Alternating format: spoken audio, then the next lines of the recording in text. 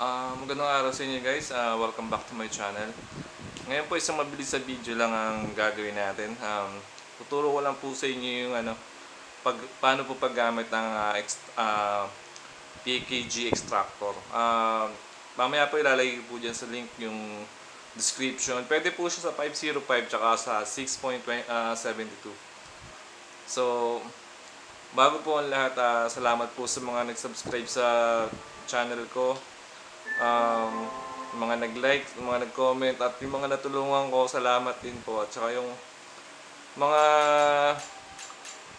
medyo mahirap turuan, medyo yun lang. Salamat sa lahat. Sana yung sa mga nagme-message sa akin, mga medyo panoorin niyo lang ng maigi yung video. Yung iba kasi parang tinatamad manood, gusto magtatanong na lang. So yun nga, ito, start na natin guys. Itong naka-install sa akin na PKG extractor. PKG extractor ay 505 pa to. So, ngayon is magda-download tayo ng mag-i-install pala ng 6.72. So, di-delete ko na to kasi baka mag-freeze yung ko. Although hindi ko siya na-try pero ayoko nang i-try. Baka mag-ulit na naman ako. Anyway, tulad ng dati. Guys, update ko lang nga pala kayo. Ang gamit ko ngayon is offline, yung kay Sir Lipol na hen. Okay naman astig.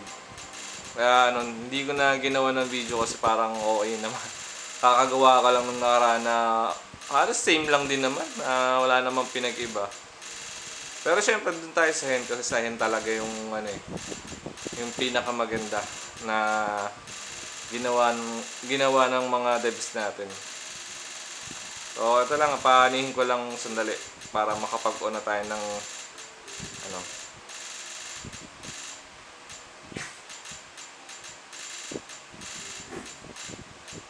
wala namang, basta yung same as pa rin, medyo painit ng konti.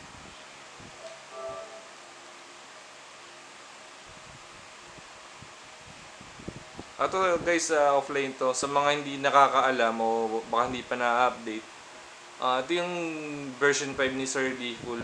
May hen na siya. So kung ako tatanungin, okay naman yung hen, advisable naman gamitin. Tulad mo na natin yung sa video, one click lang. Kaya yung mga natatakot, nababasa ko sa Facebook, pa rin sila sa 505. Okay lang, sige. Basta kami, enjoy kami sa 6.72. Bahala kayo. Ayun. Basta tayo yung mga naka 6.72. Enjoy lang, enjoy. Kaya naman, one click lang. So yun guys, nauna natin yung hen natin. Punta tayo dito sa settings. Siyempre, sa tayo? Debug, game, package installer.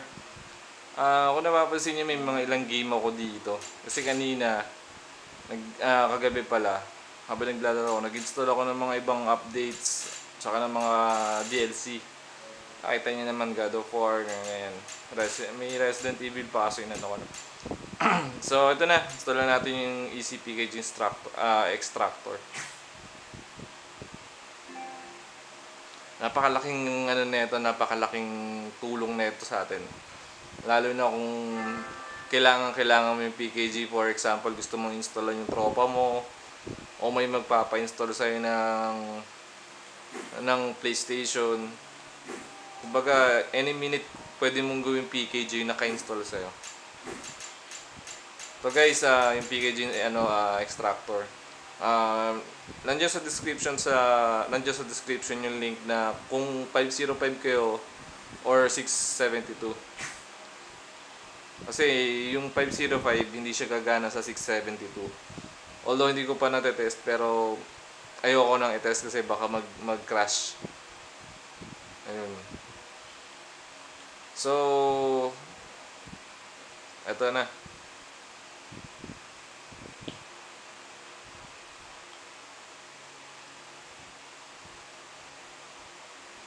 So guys, pansin nyo, pag pwede kang mag-copy ng galing sa internal tsaka sa external.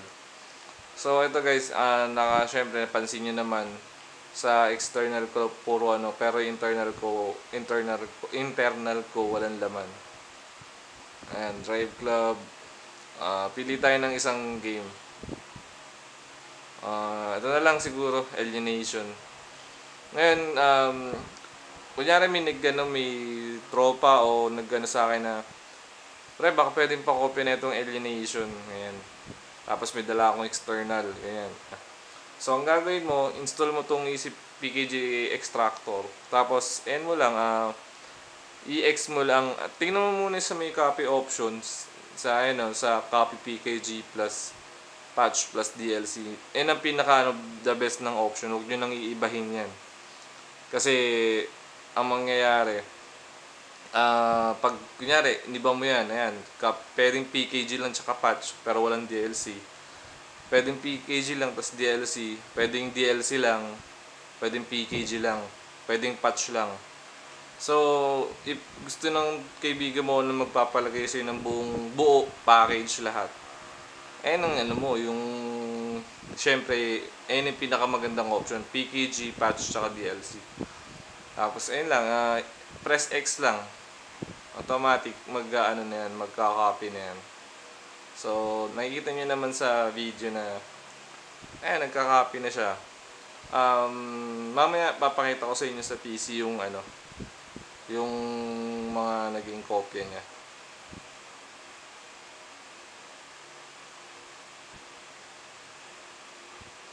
Tsaka ang maganda na ito, kung nag-download ka niyan tapos binara mo na yung installer nung game. Pwede mo nang kasi may yung pinaka-backup mo na, yung nasa PlayStation mo na. Anytime na kailangan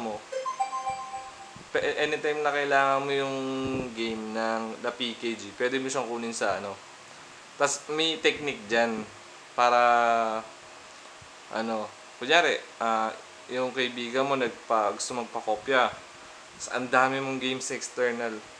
Ang gawin mo, lahat ng game sa external mo, ilagay mo lahat sa internal. Para yung buong internal memory lang yung kokopyahin. Nagets mo ba? Eto, mga katropang gamer, lipat na tayo ngayon sa PC kasi para natin. Ito na lang guys yung yung Alienation na PKG. Ito yung PKG, tapos yung mga DLC niya, syempre. Yung update patch. Andito na lahat. Kaya ko lang sa inyo para mas makita nyo na maayos ngayon dito. Kasi dun sa PS4, baka hindi nyo masyado. Ngayon, maalala ko lang nga pala, yung sa mga nag-update ng version 5 ni Sir Leepool. Please, kung stable na kayo sa version 3 at version 4, huwag na kayong, kung nakakapaglaro naman kayo ng maayos dun sa ganong version, huwag na kayong mag-update sa version 5. Kasi pag update kayo sa version 5 tapos nag-kernel panic, tapos mag-message na naman kayo sa akin, hindi mo parang, naman, hassle. Tao din naman ako, marami din akong ginagawa.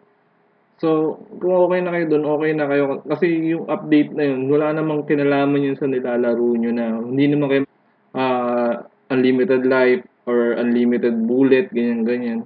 Kung gusto nyo gumamit kayo ng WebRTE ngayon, kung hindi nyo alam yung WebRTE, next video, gagawin ko ng video yun para kung gusto nyo or hindi, basta gawa natin ng video yun para Pero, yung update dun sa version 5, please, kung nagka-kernel panic sa inyo, huwag na kayong balik na kayo sa version 3 at version 4. Walang kinalaman niya sa nilalaro nyo.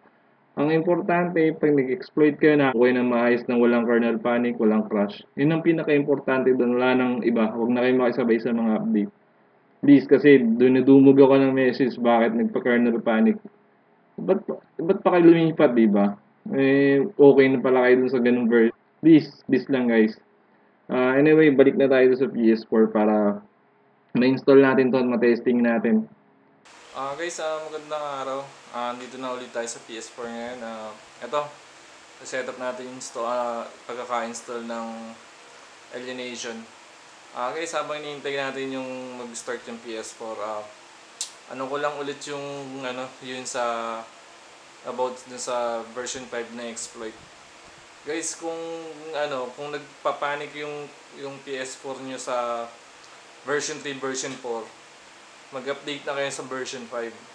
Ngayon, kung maayos naman yung PS4 nyo sa version 3 at 4 or 4, please guys, huwag na kayo maki-update kasi tulad nga ng binanggit ko kanina, wala namang reason para mag-ano. Ang importante nakakapaglaro kayo. Yun lang yung pinaka-importante ron.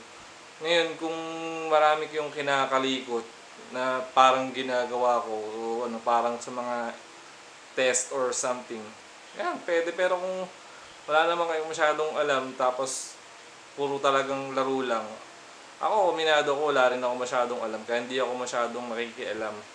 Pero pag may tutorial ng mga developer sa online, yan, medyo nakikialam ako. As long na alam ko yung ginagawa ko. Pero kung hindi nyo alam, hayaan nyo na lang.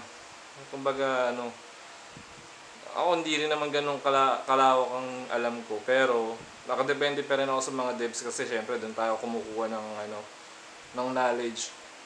Kung alam ko yung ginagawa ko, tsaka lang ako So, yun lang. Please. Ito na guys, yung painit. Again, ulitin ko guys, kung okay na yung version nyo sa version 3 at 4, wag na kayong mag-update sa 5. Ngayon, kung nagka-kernel panic yung PS4 nyo sa 3 or 4, update is version 5. Ganun lang kasimple. Wag nang paanahin. Kasi, hassle. Diba? Ako hanggang ngayon, ginagamit ko pa rin yung version 3. Version 3, pag ginagamit ko yung version 5, yung may hen. Walang no need to So ito na guys, i-on ko na.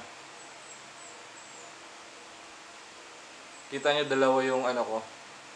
Kasi ginagamit ko pa rin yung version 3. Pero syempre dahil nag-tutorial ako, ginagamit ko yung version 5. Dahil sa hen. So, ayun na guys, na.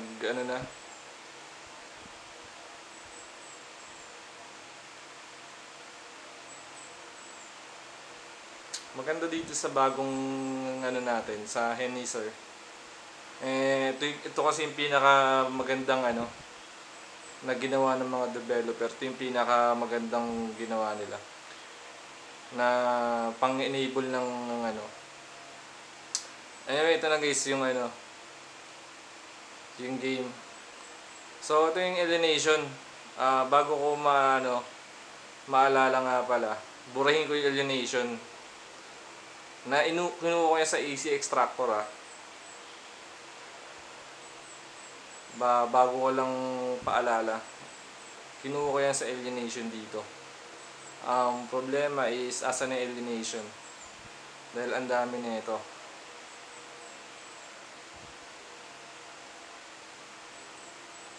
Guys, sandali baka medyo i-cut ko na yung video rito dahil maubos yung oras. Ayun. So guys, ito yung Alienation. I-delete ko na. Hindi na pala kailangang i-cut.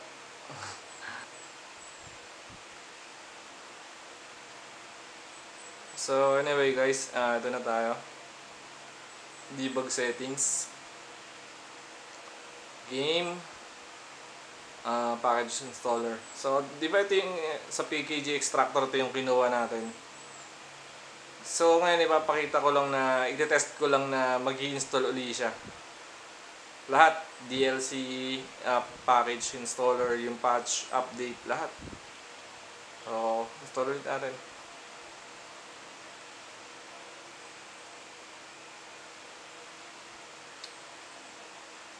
Hindi ko na siguro ikakat to kasi saglit lang naman itong Alienation 1 gig lang ata to. So siguro naman sandali lang yan. Hindi yan parang kumbaga update lang yun ng ng malalaking game natin. So yun. Guys, pinapaalala ko lang ulit yung lagi kung yung kung stable na kayo dyan, huwag na kayo mag-update. Ngayon kung nagpapanik naman yung exploit nyo, yung jailbreak nyo, mag-upgrade kayo. Tsaka please yung mga kung kaya naman sagutin ng ng Google, huwag niyo nang tanong kasi tsaka bago kayo dumiskarte nang hindi niyo alam. Search niyo muna sa Google kung ano bang possibility mangyari kasi may nag kernel panic. May nag-comment sa akin, nag-kernel panic. Ngayon, nung nag-kernel panic, ginawa niya, ni-rebuild niya. Eh, alam naman nating lahat na sa mga nagja-jailbreak na pag nag-kernel, nag-rebuild ka, alam mong mawawala lahat ng game mo. Isa yun sa mga malalaking problema ng rebuild. Eh, di siya nagtanong. Ayun. Medyo sinabihan ko nga na hindi naman ako sumagot, pero bakit di ka nagtanong? Bakit doon ka pa hindi nagtanong? So yun nga. Kulit. Anyway, binigyan ko naman siya ng tutorial na video na intindihin mo na lang maigi yung video. Para sabi ko total kasalanan mo naman yan, hindi iyak ka pag Anyway, yun nga. Ito na Alienation. Diba, parang in-install, hinigo, tapos in-install ulit. So, it means yung, titest ko 505 ito It means yung 505 yung game I mean. It means yung yung pagkaka-extract ng game. Talagang malinis na maayos. Ito pati yung mga DLC di pa naglalabasan pa rin. Hindi yung karaming DLC niyan. So guys, guys, sa mga natulungan, pa-hit like and subscribe na lang. Tsaka paki-on na rin yung notification bell para sa mga itong nakapending ko pang i-upload. Kasi may mga ginawa akong video na kung ano yung madalas sa akin tinatanong, yun yung madalas kong ginagawa ng video. So, para hindi na rin yung tanong, video na lang ang sasagot ko para hindi na rin masyadong Kasi itong Easy Extractor, may nagtanong sa akin na, Sir, paano ba makakuha ulit yung mga laro? Kasi bibenta ko yung PS4 ko. Ito yung pinaka-useful na apps para sa'yo. Maglalagay ako sa description sa ilalim ng mga link kung saan mo pwedeng i-download yung pang 505 at saka 6.72. I-double check nyo kasi baka mamaya yung 505 magkapalit. So, kung sa mga hindi alam, i-check nyo muna yung firmware nyo bago nyo Ayun lang guys, so paano, enjoy ulit sa pag may mga latest update, i-explain ko ulit sa inyo na ng maganda, na maayos, malinis, at syempre yung mas madali yung maintindihan para hindi kayo mahirapan. Tsaka tulad ng sinabi ko, yung sa mga nakiki-update, please, kung hindi naman kailangan, wag na kayo mag-update ng exploit nyo dahil kayo din ang nape-permission, di naman ako. Diba? Sige na guys, happy gaming, enjoy, and have a nice day. Paki-hit like and subscribe ulit para sa mga susunod kong video. Bye!